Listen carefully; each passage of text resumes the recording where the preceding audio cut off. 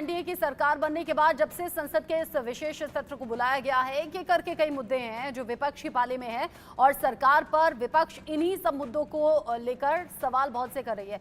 आपको याद होगा जब सत्र की शुरुआत हुई थी, सबसे पहले दिन संविधान की प्रतियां हाथों में लेकर जो विपक्षी सांसद हैं वो संसद परिसर में हंगामा करते हुए, प्रदर्शन करते हुए नजर आए थे। और अब जो संसद की लड़ाई है वो हिंदू तक पहुंच गई है। साथ ही साथ अग्निवीर योजना, वो योजना जिसको लेकर विपक्ष हमलावर शुरुआत से रहा है, ये तक कह दिया कि आपकी सरकार में आप बरकरार रखना चाहें तो रखिएगा। राहुल गांधी ने सीधे तंज किया, जब हम लोगों की सरकार आएगी तो इस योजना को हम खत्म कर देंगे, क्योंकि युवाओं का विरोध इसको लेकर है।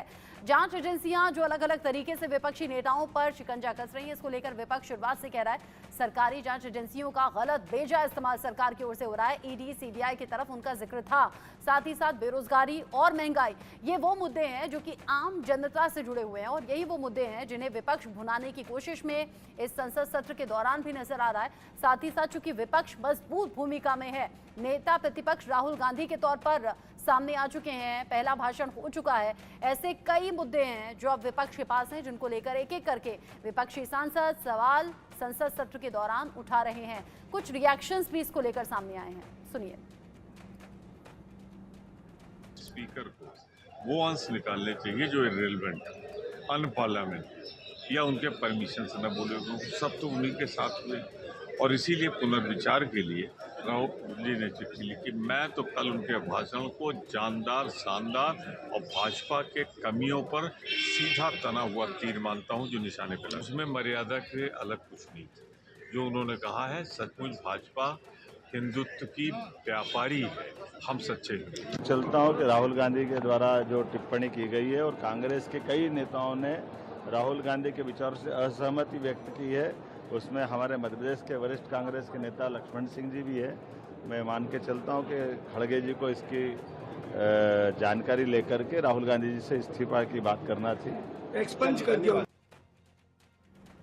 इस खबर को लेकर ज्यादा अपडेट के साथ असिस्टेंट एडिटर आशिफ इकबाल मेरे साथ में जुड़ गए हैं। ज्यादा अपडेट के साथ आशिफ, पहले से ही आसार थे कि विपक्ष हमलावर दिखेगा और अब तो थोड़ी ही देर बाद शाम 4 बजे प्रधानमंत्री नरेंद्र मोदी भी बोलेंगे। हो सकता है राहुल के भाषण का जिक्र भी उनके इस भाषण में नजर आए, लेकिन साथ ही साथ हिंदू वाला जो मुद्दा है वो यहाँ उल्टा पड़ता हुआ क्या विपक्ष पर नजर आ रहा है, राहुल गांधी पर क्या उल्टा पड़ता हुआ ये नजर आ रहा है। साथ ही साथ जो भाषण के हिस्से हटा दिए गए हैं उसको लेकर लोकसभा स्पीकर ओम बिरला को खत भी लिखा गया है। राहुल गांधी कह रहे हैं मैं तो स्तब्ध हूं कि आपने वो हिस्से ही हटा दिए।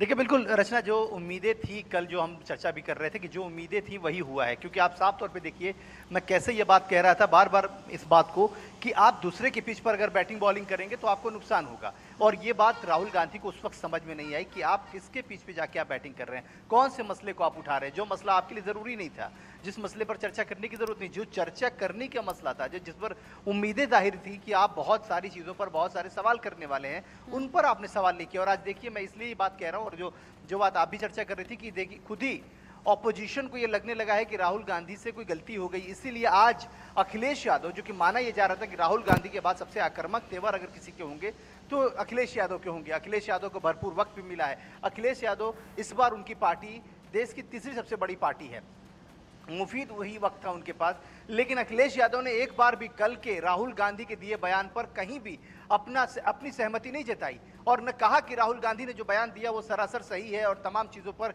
या फिर जिस मसले को लेकर राहुल गांधी जो पिच तैयार करके आए थे उस पर अगर बैटिंग करने की बात थी तो अखिलेश यादव ने उससे बहुत बिल्कुल किनारा दिखा उनका, कहीं भी नहीं लगा कि राहुल गांधी के पिच पर कहीं बैटिंग कर रहे हैं। उसी के अलावा अगर टीएमसी की बात करें, टीएमसी के भी कई सारे सांसद महुआ मोइत्रा से लेकर बनर्जी तक जो लोग भी खड़े हुए उन लोगों ने भी राहुल गांधी के उस बयान पे या उस जिस मसले को लेकर हंगामा है उस पर कहीं कोई बयान देते हुए नजर नहीं आया। तो साफ तौर पे है कि राहुल गांधी के लिए अब राहुल गांधी के तमाम सवालों के, या ये कह लें कि ऑपोजिशन के तमाम सवालों का जवाब शाम 4 बजे मिलने वाला है। और 4 बजे का इंतजार सभी को है जब प्रधानमंत्री नरेंद्र मोदी बोलेंगे तो भाषण में किन किन मुद्दों का जिक्र होगा। कल राहुल गांधी जब बोल रहे थे तो 2 बार पीएम को बीच में उठना पड़ा था। उनके बयानों को लेकर उन्होंने कहा था बड़ी चिंता की बात है अगर आप इस तरह की सोच रखते हैं तो। साथ ही साथ चूंकि अब विपक्षी सांसद एक एक करके बोले, आपने अखिलेश यादव का जिक्र किया, गौरव गोगोई ने यह कह दिया कि भाई नए संसद भवन को बनाने का जो क्रेडिट है वो अपने आप लेते हैं, क्यों नहीं बाबा राव अम्बेडकर की मूर्ति उसके सामने आपने लगा दी, कि आपको ठीक नहीं लगा। साथ ही साथ केसी वेणुगोपाल ने बहुत से ऐसे सवाल आशिफ पूछे हैं जो मुझे लगता है शायद राहुल गांधी पूछते तो उनकी बातों में दम होता या वजन होता। केसी वेणुगोपाल जिन्होंने यहाँ पर दिल्ली एयरपोर्ट की छत गिरने की बात कही, जबलपुर एयरपोर्ट की छत गिरने की बात कही, राजकोट एयरपोर्ट की छत गिर गई, अयोध्या में सड़कों की हालत खराब, राम मंदिर में लीकेज की बात जो पानी टपकने की थी वो उन्होंने की, मुंबई हार्बर लिंक रोड में दरारों की बात उन्होंने कही, बिहार में जो एक के बाद एक पुल गिर रहे हैं उसकी बात उन्होंने की, प्रगति मैदान टनल में जलभराव की बात उन्होंने कही। सोशल मीडिया पर बड़ी वायरल हुई थी ये सभी तस्वीरें। तो पूछ रहे थे ये सभी निर्माण जो कि एनडीए के कार्यकाल में हुए हैं, जिनकी सच्चाई अब सामने आ रही है, इस पर कब सरकार जवाब देगी? देखिए बिल्कुल यही मैं बात कह रहा हूं रचना, और जब हमने सुबह भी बात की तो हमने यही बात की कि राहुल गांधी को जिन मसलों पे घेरना चाहिए था सरकार को, उनके पास तमाम वक्त थे, जगह मुफीद थी और उनके लायक आप कह सकती हैं कि वातावरण भी था। क्योंकि पहली बार आप कह सकती हैं कि 10 सालों में पहली बार ऑपोजिशन इतना मजबूत दिख रहा था और तमाम ऑपोजिशन के नेता के तौर पे, एलओपी के तौर पे राहुल गांधी बोल रहे थे। तो उनसे बहुत सारे एक्सपेक्टेशन थे, बहुत सारी उम्मीदें थी।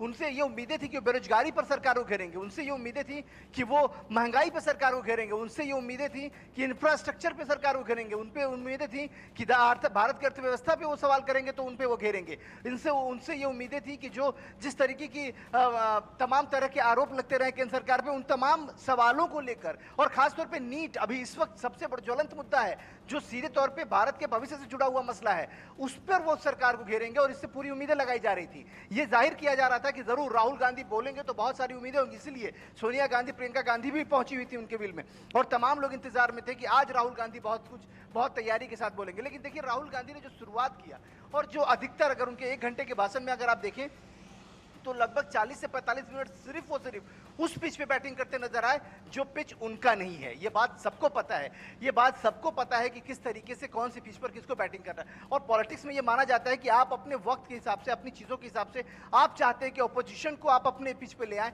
अपनी जगहों पे ले आए, अपने मुद्दों पर खड़ा करें, यहां नहीं कि आप उनके मुद्दों में ही उलझ जाए। तो ये कहीं ना कहीं से ऐसे मसले उठाए जो मसला उनके लिए भारी पड़ता नजर आया। साफ तौर पे आप समझिए कि तमाम उनके भाषणों में चर्चा के बजाय उनकी इस बात का आकलन होने लगा कि आखिर उन्होंने हिंदू समाज के बारे में इस तरह की बातें क्यों की। आखिर उनसे ये सवाल पूछा जाने लगा कि राहुल गांधी को और तमाम सवाल क्यों नहीं पूछने चाहिए थे कि आपने ऐसी बात कर दी। अब सोचिए कि जब कैप्टन ही, ऑपोजिशन का कैप्टन ही इस तरह की बैटिंग कर गया तो बाकी प्लेयर्स को किस तरीके से मैनेज करना था, ये अब आपने देखा है। और जैसा कि आपने एग्जांपल दिया केसी वेणुगोपाल का हो, चाहे महुआ मोइत्रा हो, चाहे वो गौरव गगोई हो, या फिर आप समझिए अखिलेश यादव हो, लालजी वर्मा हो, या तमाम जो बड़े लीडर थे अपोजिशन के, वो सभी लोग हों, चाहे भाई कुशवाहा जैसे लोग, ये सब लोग अब इस बात पे थे कि आखिर राहुल गांधी ने जब इस मसले को उठा लिया, राहुल गांधी ने ही तमाम चीजों को अलग ट्रांसमिट कर दिया, तो आपको किस तरह से जाना है उस पर सबसे बड़ी चीज है। जैसा मैंने कहा कि अखिलेश यादव से राहुल गांधी के पास पर्याप्त समय था, करीब 100 मिनट तक वो बोले, लेकिन ये जो मेन मुद्दे हैं जिसमें नीट का बड़ा मुद्दा जो देश भर में छाया हुआ है वो कहीं ना कहीं मिसिंग दिखा। आनंद सिंह भी मेरे साथ में जुड़ गए हैं, इंडिया न्यूज संवाददाता मेरे साथ ज्यादा अपडेट के साथ। आनंद, राहुल बोल चुके हैं, अखिलेश आज बोले, तमाम एक एक करके विपक्षी सांसद बोल रहे हैं, लेकिन अब बारी प्रधानमंत्री नरेंद्र मोदी के बोलने की और मुझे लगता है इन सभी भाषणों को ध्यान में रखकर जवाब देने की। जी रचना, देखिए जिस तरह से कल राहुल गांधी ने करीब 100 मिनट से ऊपर अपना मोशन ऑफ थैंक्स जो होता है प्रेसिडेंट के एड्रेस का, उस पर उन्होंने अपनी बात रखी थी और वहाँ पे मुद्दे भी उन्होंने उठाए थे कि किस तरह से इस सरकार के दौरान जो नेट का एग्जाम है उसका कॉमर्स गया है। अब ये कोई भी एक प्रॉपर टेक्निकल एग्जाम नहीं रह गया, उस कॉमर्शियल फॉर्म में आ चुका है और सिर्फ अमीर घरों के ही बच्चे इस पढ़ाई को ले सकते हैं। तो उन्होंने नेट का भी जिक्र किया और उसके बाद आज जिस तरह से प्रधानमंत्री नरेंद्र मोदी के अभिभाषण है लोकसभा में 4 बजे वो बोलना स्टार्ट करेंगे, और जिस तरह से कल राहुल गांधी ने उन्होंने बीजेपी के ऊपर, आरएसएस के ऊपर प्रहार करते हुए कहा था कि बीजेपी, मोदी जी या आरएसएस पूरे हिंदू नहीं है, तो इस पे आज बड़ी तल्ख प्रतिक्रिया आने वाली है बीजेपी की तरफ से, क्योंकि प्रधानमंत्री ने कल सीधे तौर पे कहा कि इस पे उन्होंने बहुत ही तेज आपत्ति जताई। आनंद, लेकिन सवाल ये कि आपत्ति तो जता दी गई है हिंदुओं को लेकर, हिंदू धर्म को लेकर जो बयान राहुल गांधी ने दिया, हो सकता है कि उससे राहुल गांधी की मुश्किलें बढ़ जाएं। हालांकि अलग अलग मामलों को लेकर ऑलरेडी कोर्ट में उनकी मुश्किलें बढ़ी हुई हैं, चाहे वो मोदी सरनेम को लेकर हो या फिर अमित शाह को लेकर विवादित टिप्पणी के मामले में हो। लेकिन आशिफ, जो अभी केसी वेणुगोपाल के मुद्दे मैंने गिनाए, क्या इन सब मुद्दों पर, और जैसे आपने नीट का, नेट का जिक्र किया, क्या इन सब पर भी बोल सकते हैं पीएम? बिल्कुल बोलेंगे। और मैं आपको बताऊं, देखिए इस बार तय है रचना की, इस बार पहली बार जिस तरीके से हमने ये चर्चा की कि पहली बार विपक्ष के नेता के तौर पे राहुल गांधी का भाषण हुआ, और राहुल गांधी के भाषण में 100 मिनट के भाषण में उन्होंने तमाम तरह के मुद्दे रखे। उसमें जो सबसे बड़ी चीज है, जो कैलकुलेट करने वाली बात है, 2 बार प्रधानमंत्री को खड़ा होना पड़ा, 3 बार गृह मंत्री को खड़ा होना पड़ा, 2 बार रक्षा मंत्री को खड़ा होना पड़ा, 4 बार जो पर्यावरण मंत्री है उनको खड़ा होना पड़ा, 3 बार संसदीय कार्य मंत्री को खड़ा होना पड़ा। तो ये साफ तौर पे था कि ये किस तरीके से आपत्ति जता रहे थे और नाराजगी जता रहे थे। उनमें एक बात मैं आपको जरूर जिक्र करना चाहूंगा, क्योंकि आज प्रधानमंत्री बोलने वाले, कल प्रधानमंत्री ने कहा कि मुझे लोकतंत्र में यह बताया गया है कि ऑपोजिशन के लीडर जो हो, विपक्ष के जो नेता हैं, उनको सीरियस लेना चाहिए। लेकिन क्या ऐसे में सीरियस ले पाऊंगा? तो आप साफ समझिए कि प्रधानमंत्री, और ये जानती हैं आप भी, आपको पता है, पूरे देश को पता है कि हिंदुस्तान के सबसे बेस्ट ऑरेटर माने जाते हैं भारत के प्रधानमंत्री नरेंद्र मोदी। तो अगर नरेंद्र मोदी बोलेंगे तो तमाम मसलों पे बोलेंगे, ये तयशुदा है। और जिस तरह की तैयारी, खुद प्रधानमंत्री को तैयारी करने के लिए भी वक्त है। ऐसे अलग बात है कि प्रधानमंत्री एक दिन में कई सभाएं की हैं, उन्होंने बिना तैयारियों के किया है, लेकिन आज तो उनके पास 24 घंटे का वक्त है। और मैं एक बात बताऊं आपको कि हाल में ही कुछ ना कुछ जरूर बात रही होगी कि जो गृह मंत्री और राष्ट्रपति की मुलाकात हुई है, कुछ ऐसी जानकारियां, कुछ ऐसी चीजें जरूर होंगी जो साझा हो सकती है। कल भी आपने देखा कि नियमावली का हवाला दिया जा रहा था, कल स्पीकर को यह बताया जा रहा था कि आपके पास बहुत सारे अधिकार हैं, जिन अधिकारों का इस्तेमाल करके आप बीच में इंटरप्ट करके चीजों को रोक सकते हैं। कल बार बार बुक का हवाला दिया जा रहा था, अनुच्छेद बताए जा रहे थे, अनुच्छेद का जिक्र किया जा रहा था। तो साफ तौर पर समझिए कि उसकी तैयारी भी प्रधानमंत्री करेंगे, प्रधानमंत्री की पूरी टीम करेगी कि आज जब प्रधानमंत्री बोलेंगे तो हर मसले मसाले पे बोलेंगे। और नीट का मसला वो छोड़ेंगे नहीं, क्योंकि उनको पता है कि इस वक्त देश का सबसे हॉट टॉपिक है, वो देश के युवाओं से जुड़ा हुआ मसला है, देश के भविष्य का मसला है, और कहीं ना कहीं से पूरे शिक्षा प्रणाली पे सवाल खड़े हो रहे हैं। तो ये जरूर है, इस ऐसे मसलों को वो बिल्कुल इग्नोर नहीं करेंगे। महंगाई की बात होगी, चर्चा होगा कि आखिर जिन मसलों को राहुल गांधी ने उठाया है उस पर क्या चर्चा करेंगे।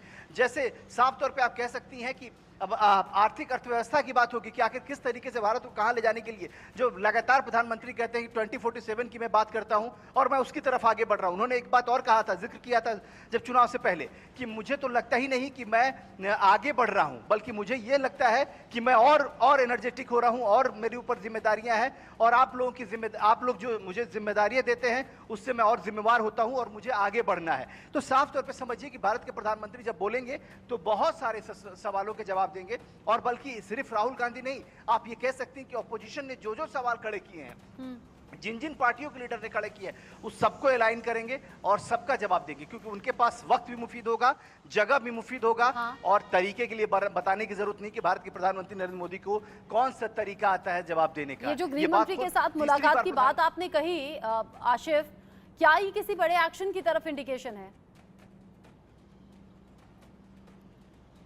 बिल्कुल है। देखिए एक बात समझिए, क्योंकि ऐसे भी कहा जाता है कि राजनीति में हर तस्वीर बहुत मायने रखती है, और अभी आज की ये जो तस्वीर है रचना, इसको बिल्कुल गंभीरता से लिया जाना चाहिए, क्योंकि अचानक आप सोचिए, अभी ऐसा कुछ भी नहीं है जिसको लेकर चर्चा राष्ट्रपति से करनी पड़े, और गृह मंत्री का अचानक राष्ट्रपति भवन पहुंचना, राष्ट्रपति से मंत्रणा करना, राष्ट्रपति को ज्ञापन देना या राष्ट्रपति को जानकारी देना, ये कहीं ना कहीं कुछ बड़ा इंडिकेट कर रहा है। और इसका इंडिकेशन का खुलासा भी खुद प्रधानमंत्री करेंगे, ऐसी पूरी उम्मीद जताई जा रही है। क्योंकि एक बात तय समझिए कि जो भी चीजें हुई हैं कल, मैंने इसीलिए इस बात का जिक्र किया है कि कल जितनी बार प्रधानमंत्री को, जितनी बार गृह मंत्री को, जितनी बार रक्षा मंत्री को, जितनी बार संसदीय कार्य मंत्री को खड़ा होना पड़ा, और हो सकता है सुटेबल टाइम, सही टाइम का इंतजार किया जा रहा हो।